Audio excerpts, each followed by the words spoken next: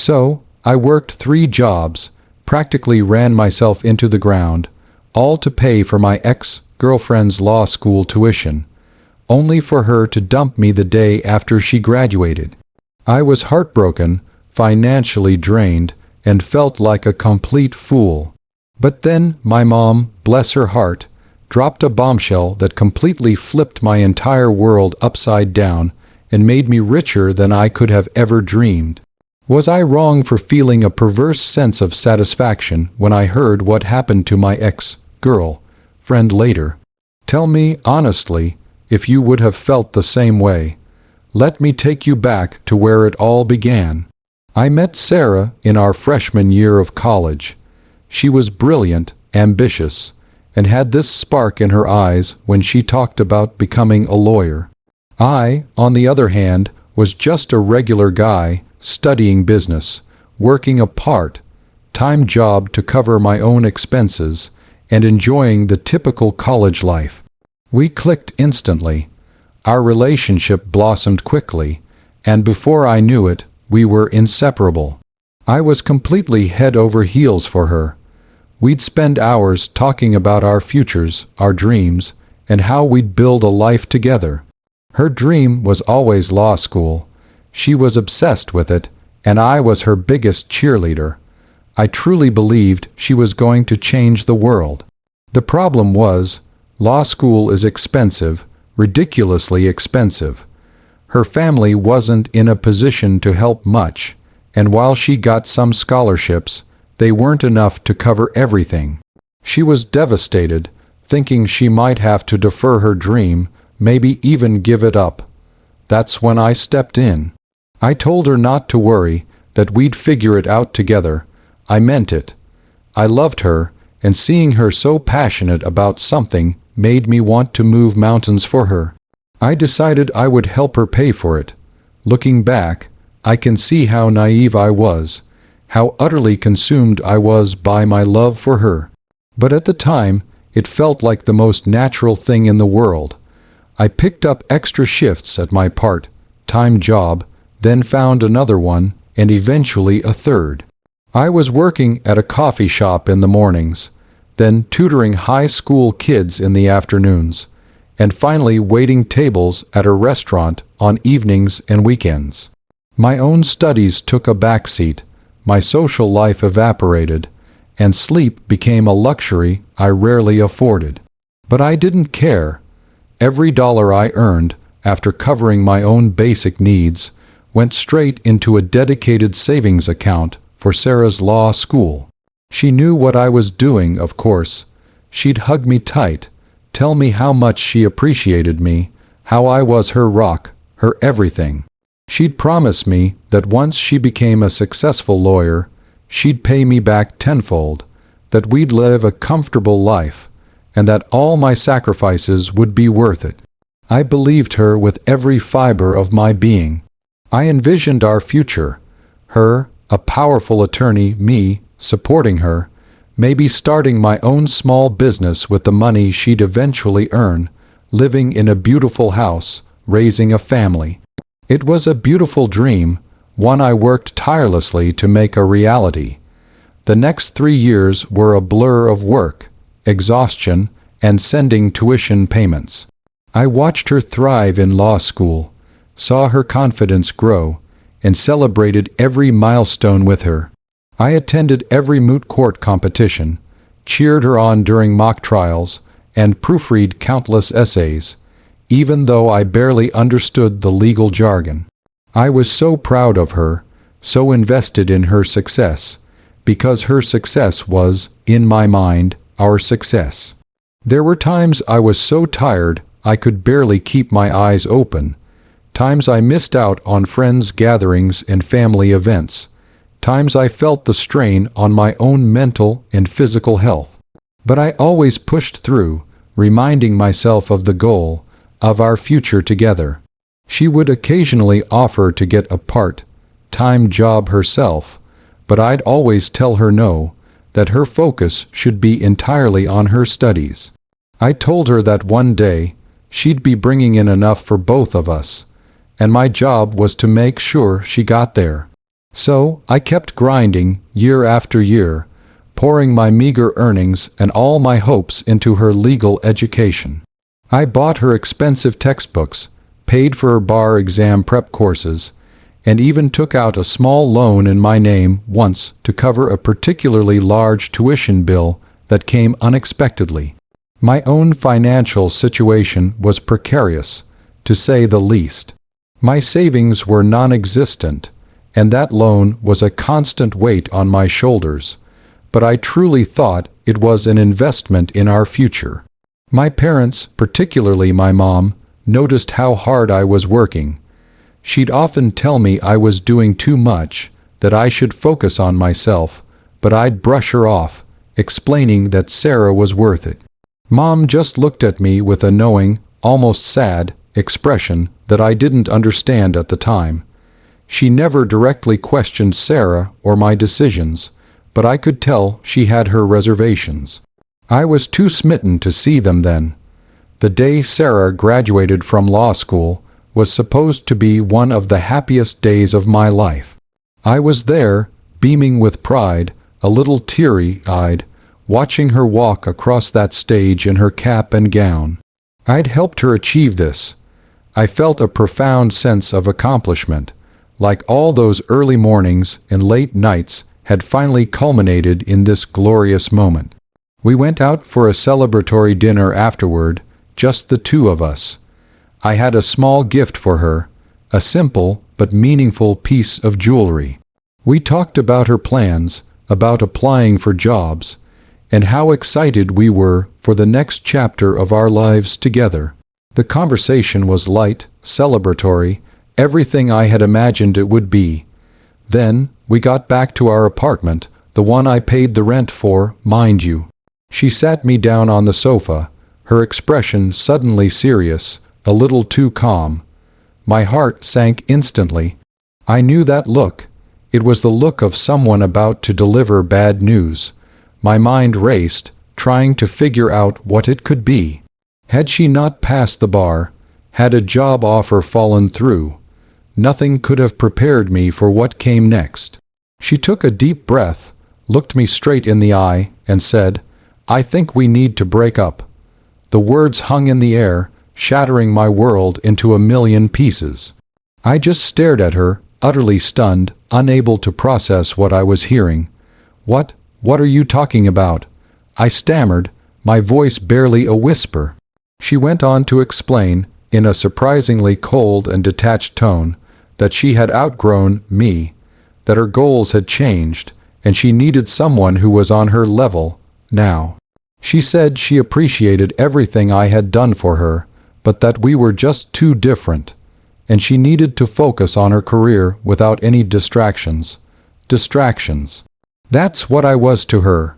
All those years, all those sacrifices, all that love, reduced to a mere distraction. It felt like a punch to the gut, winded me completely. I tried to argue, to plead, to remind her of all our plans, of everything we had built, but her mind was made up. She was resolute, almost emotionless. It was clear she had been planning this for a while. She had used me to get what she wanted, and now that she had it, she was discarding me like a used tissue.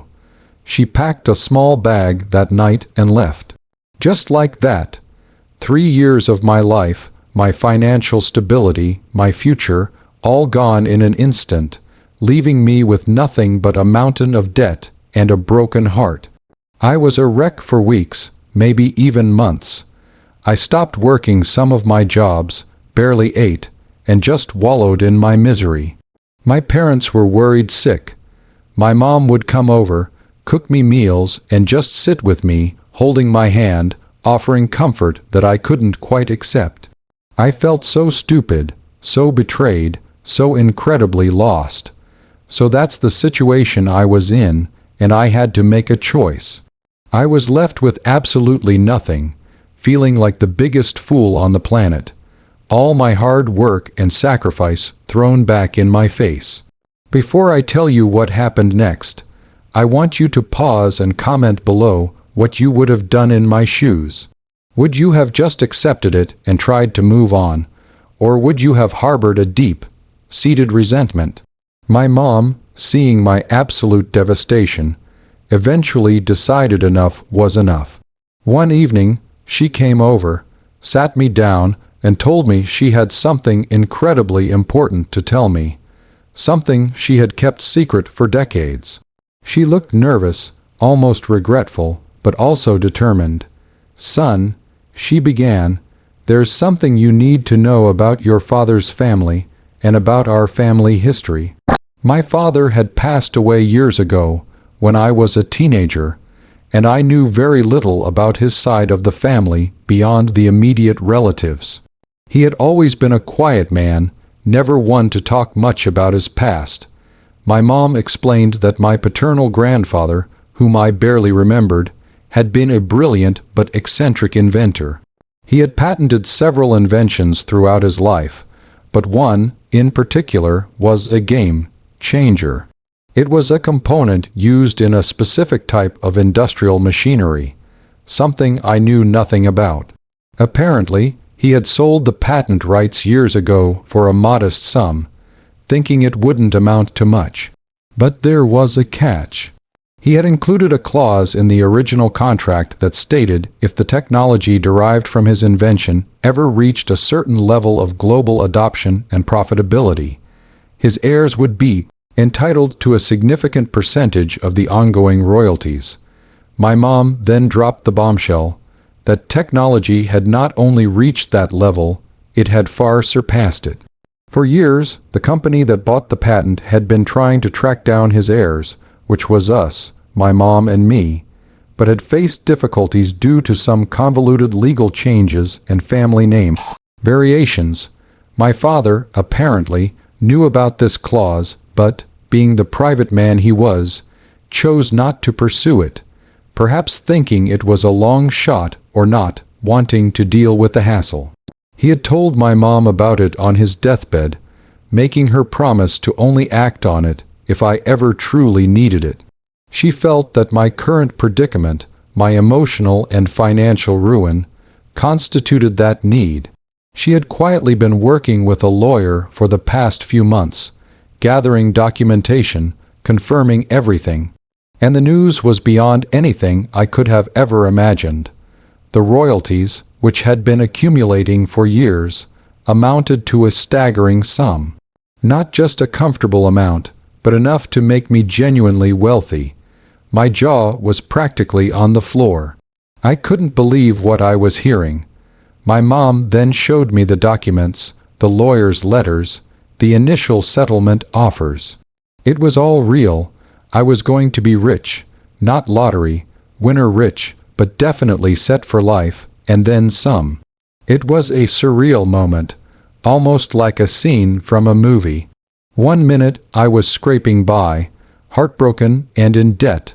The next, I was looking at a future of financial freedom, all because of a forgotten family secret. The legal process took a few more months, but eventually the money started flowing in. I paid off all my debts, including the loan I took for Sarah's law school. I bought my mom a beautiful new house, a dream she'd always had. I invested wisely, started my own business, something I had always wanted to do but never had the resources for. My life changed drastically, but I tried to stay grounded, remembering the lessons learned from my painful past. I found myself again, rediscovered my passions, and built a life far better than the one I had planned with Sarah. As for Sarah, well, life has a funny way of coming full circle. I heard through mutual acquaintances, which is a small town, that she had indeed landed a prestigious job at a big law firm after graduating. She was living the high life, or so it seemed from her social media posts. But then, about a year or so after she dumped me, the stories started changing. The big law firm, apparently, had a culture of extreme overwork and cutthroat competition. She was constantly stressed, working insane hours, and eventually the pressure got to her. She made a significant ethical misstep on a major case, something about falsifying a document, which led to her being fired and, even worse, disbarred. Her legal career, the one I had helped finance, was over. Just like that. She lost everything: her reputation, her license, her lavish lifestyle.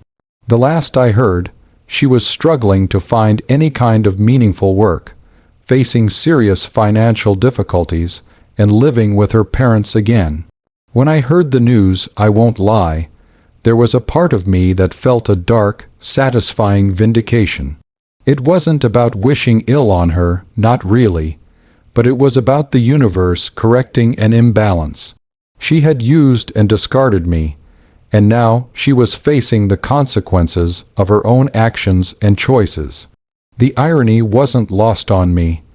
I realized that sometimes the greatest revenge isn't sought, but simply lived.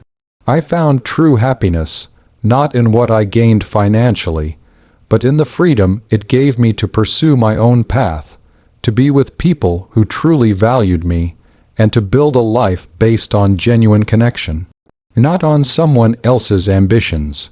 Looking back, the entire experience was incredibly painful, but it taught me invaluable lessons about self, worth, about true love, and about who to trust.